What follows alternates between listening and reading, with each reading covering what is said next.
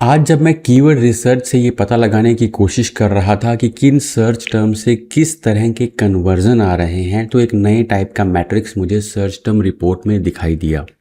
इस नए कॉलम का नाम है सोर्स। ये AI मैक्स कैंपेन की सर्च टर्म रिपोर्ट में आपको दिखाई देगा।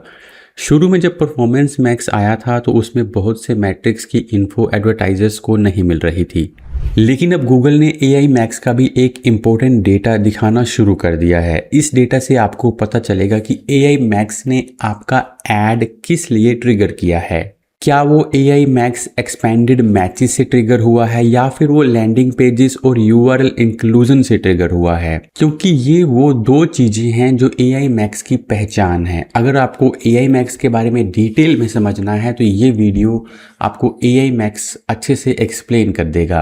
अब इस डेटा को यूज कैसे कर सकते हैं। मान लीजिए सोर्सेज में आपको दिखा है कि कोई सर्च टर्म आपके ऐसे पेज से मिल रहा है जिसका कंटेंट उस क्वेरी से मैच ही नहीं करता, तो इसका मतलब ये है कि या तो आपका URL कवरेज बहुत ब्रॉड है या फिर आपको अपनी ऑन पेज कीवर्ड ऑप्टिमाइजेशन पे थोड़ा और काम करना चाहिए। यानी आपको गूगल को ये बताना पड़ेगा कि आपकी साइट किस टॉपिक या प्रोडक्ट के लिए रेलेवेंट है। और अगर आपका traffic AI max expanded matches से आ रहा है तो ये बेसिकली एल्गोरिथमिक ट्रैफिक है। यहाँ आपको ध्यान देना होगा कि इन मैचेस से आने वाला ROS या CPA कैसा परफॉर्म कर रहा है। अगर ये नंबर्स खराब हैं तो ये एक्सपेंशन आपके लिए वेस्टफुल हो सकता है, लेकिन अगर अच्छा परफॉर्म कर रहा है तो ये प्रूफ है कि AI लर्निंग सही डायरेक्शन में जा रही है। इस मैट्रिक्स से कैंपेन को कैसे बेटर कर सकते हैं।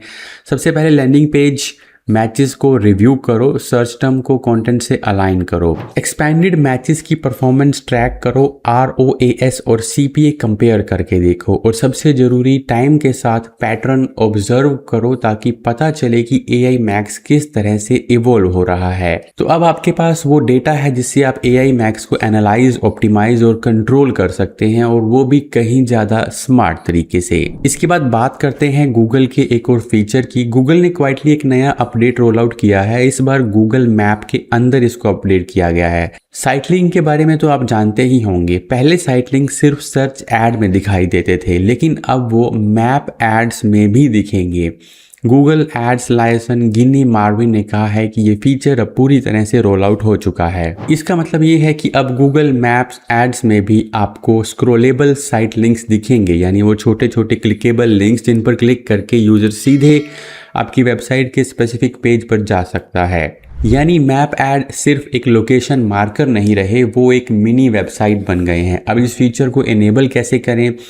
ये साइट लिंक सर्च या परफॉर्मेंस मैक्स कैंपेन से जुड़ सकते हैं। बस आपको ये करना है कि कम से कम 2 साइट लिंक आप ऐड, और वो दोनों डेस्कटॉप और मोबाइल के लिए इनेबल होने चाहिए। आप इन्हें अकाउंट, कैंपेन, एसेट ग्रुप या एड ग्रुप लेवल पर भी ऐड कर सकते हैं। मैप्स पर आने वाला ट्रैफिक पहले ही बहुत हाई इंटेंट वाला होता है। लोग वहाँ कुछ खरीदने, विजिट करने या कॉन्टैक्ट करने के लिए रेडी होते हैं, और जब आप उन्हें सीधे कॉन्टैक्ट पेज, मेन्यू पेज या बुकिंग पेज पर भेजेंगे तो कन्वर्जन के चांसेस भी बढ़ जाते हैं। इसके बाद बात करते हैं गूगल ऐड अकाउंट की। अगर आपका कोई गूगल ऐड अकाउंट कैंसिल पड़ा है तो उसे जल्दी से रीएक्टिवेट कर लीजिए, क्योंकि गूगल ने अकाउंट रिटेंशन पॉलिसी को चेंज कर दिया है। यानी अगर आपका गूगल ऐड अकाउंट कैंसिल हो चुका है तो अब आपके पास सिर्फ 6 महीने होंगे उसे फिर से रीएक्टिवेट करने के लिए, वरना गूगल उस अकाउंट के सारे डेटा को परमानेंटली डिलीट कर देगा, जिसका मतलब ये है कि कोई बैकअप हिस्ट्री या रिकवरी नहीं होगी।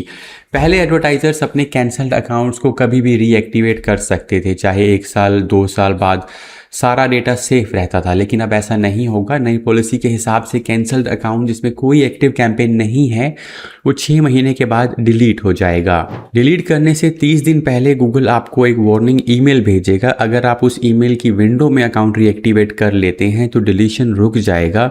तो अगर आपके पुराने अकाउंट में कुछ वैल्यूएबल डेटा है, जैसे कि historical performance data, conversion tracking setup या पुराने कैंपेन टेम्पलेट्स, तो अपने अकाउंट को चेक कर लें। और अगर आप अकाउंट को रीएक्टिवेट नहीं करना चाहते तो कैंपेन रिपोर्ट और डेटा को एक्सपोर्ट कर लें ताकि बाद में आपके काम आ सके। गूगल के बाद अब बात करते हैं मेटा की। मेटा ने मोबाइल डिवाइसेस पर इंस्टाग्राम स्टोरीज के लिए एक नया फीचर लॉन्च किया है जिसका नाम है एडवांटेज प्लस क्रिएटिव एनहांसमेंट। इसमें वेबसाइट हाइलाइट्स और शो स्पॉटलाइट्स दो नए फीचर ऐड किए गए हैं। ये बेसिकली मेटा का एक नया ऑटोमेशन टूल है जो आपकी वेबसाइट से आपका जो टेक्स्ट है और इमेजेस हैं उसका एक कॉम्बिनेशन बनाता है। मतलब मेटा खुद डिसाइड करेगा कि आपकी वेबसाइट से कौन से विजुअल्स और लाइंस आपकी ऐड में अच्छे लग रहे हैं। आप चाहें तो इन कॉम्बिनेशन को क्रिएटिव सेटअप एक्सटेंशन सेक्शन में जाकर इंडिविजुअली रिव्यू या डिसेबल भी कर सकते हैं या फिर पूरा सेक्शन एक बार में बंद भी कर सकते हैं। इसके बाद अगला जो फीचर है वो है शो स्पॉटलाइट। ये एक नया एडवांटेज प्लस क्रिएटिव एनहांसमेंट है जो इन्हीं वेबसाइट हाइलाइट्स का यूज करके आपकी ऐड के ऊपर इंटरेक्टिव ओवरले या पॉपअप दिखाता है। अभी के लिए ये फीचर सिर्फ इंस्टाग्राम स्टोरीज पर काम करता है, तो अगर आप स्टोरी ऐड चलाते हैं तो आपको ये एनहांसमेंट दिख सकता है। ये नया अपडेट मेटा की तरफ से एड्स को स्मार्ट और विजुअली रिच बनाने की कोशिश है, लेकिन साथ ही ये प्लेटफॉर्म को और कॉम्प्लेक्स भी बना रहा है। तो अगर आप एडवांटेज प्लस या स्टोरी ऐड चलाते हैं तो अगली बार ऐड बनाते समय क्रिएटिव सेटअप के एक्सटेंशन मेन्यू को जरूर चेक करें। इसके बाद बात करते हैं मेटा के ये कोर फीचर की। सेल्स कैंपेन में प्रोडक्ट कैटलॉग को सेट करने के तरीके में मेटा ने थोड़ा बदलाव किया है। अगर आप मेटा एड्स में ई कॉमर्स या प्रोडक्ट बेस्ड जो है एड्स चलाते हैं तो इस चेंज को आपको समझना जरूरी है। अब मेटा एड्स में प्रोडक्ट कैटलॉग को कैंपेन लेवल पर असाइन करना जरूरी होगा। मतलब हर कैंपेन के अंदर सिर्फ एक ही कैटलॉग सेट किया जा सकता है और कैंपेन पब्लिश करने के बाद उस कैटलॉग को चेंज नहीं किया जा सकेगा। पहले क्या होता था, देखिए पहले दो तरह के ऑप्शन होते थे। पहला तो था कि no catalogue at campaign level, इससे आपको पूरी फ्लेक्सिबिलिटी मिलती थी। आप अलग अलग एड्स में अलग अलग कैटलॉग यूज़ कर सकते थे, लेकिन एक ही कैंपेन में मल्टीपल कैटलॉग चलाना पॉसिबल था। दूसरा था catalogue set at campaign level. इस ऑप्शन में कैंपेन सिर्फ कैटलॉग बेस्ड ऐड तक ही लिमिटेड हो जाता था, लेकिन अब मेटा ने इन दोनों सेटअप्स को मर्ज कर दिया है। अब हर सेल्स कैंपेन में कैटलॉग कैंपेन लेवल पर ही फिक्स रहेगा और हर ऐड बस ये डिसाइड करेगा कि उस कैटलॉग को कैसे यूज़ करना है। इस चेंज के कुछ प्रैक्टिकल इफेक्ट्स होंगे, जैसे कि अब आप एक ही कैंपेन में मल्टीपल कैटलॉग यूज़ नहीं कर पाएंगे। कैटलॉग एक बार सेट करके पब्लिश होने के बाद लॉक हो जाएगा। इससे गलती से गलत कैटलॉग सेलेक्ट करने का रिस्क कम हो जाएगा, खासकर एडवांटेज प्लस कैंपेन्स में जहां कभी कभी ऑटो सिलेक्शन जो है वो गलत भी हो जाता था।